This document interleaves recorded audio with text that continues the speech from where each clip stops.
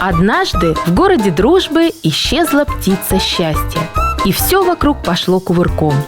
На поиски птицы счастья отправились отважные герои – Иванушка и Анчутка.